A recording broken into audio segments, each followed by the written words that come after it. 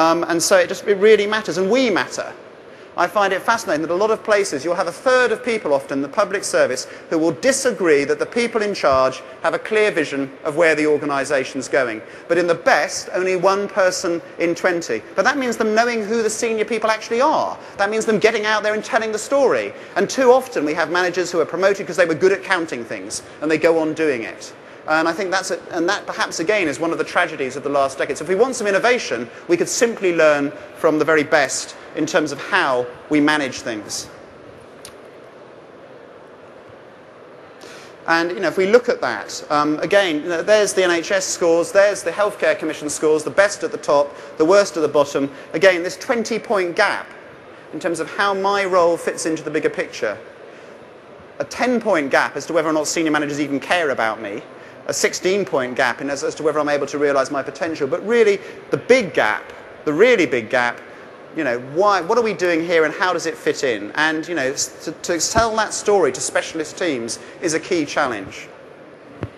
And what's interesting is because of all those things, the very best will tend to speak up for where they are. So whether the hospital is weak or brilliant, according to the Healthcare Commission, made no difference to whether or not people spoke up for their team. People always say their team's great, but this very large gap in terms of whether or not people will go out there into the community. When you go to a drinks party, what do you do? I'm from St Mungo's Hospital, we're doing a great job.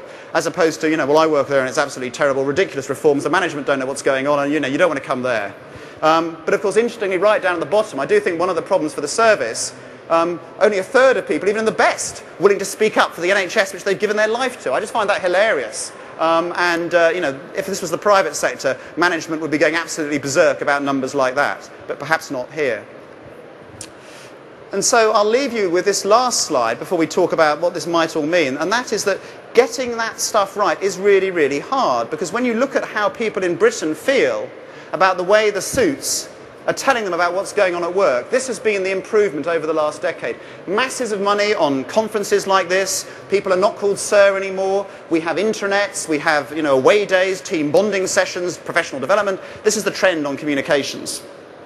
No improvement whatsoever. And part of this actually is simply, it's not things are better, but expectations are higher. And if you employ a lot of old working class people, you can go on treating them like mushrooms in the dark and fed on manure for a little bit longer, but they will die and they will be replaced by young people with much, much greater expectations. One of the reasons I've stayed at Ipsos Mori for 22 years is so I can be in charge of the directors who were my boss when I was a graduate trainee. Because basically if anybody managed anybody the way I was managed, they would be sacked nowadays. And so expectations on many of these issues are rising. So, I think if we're interested in innovation, actually, innovation has got to start with the behaviour of managers. It is not about buying a new piece of kit, splendid though it might be. It is ultimately about how we behave, and that's going to make more of a difference in the coming period, actually, than the money.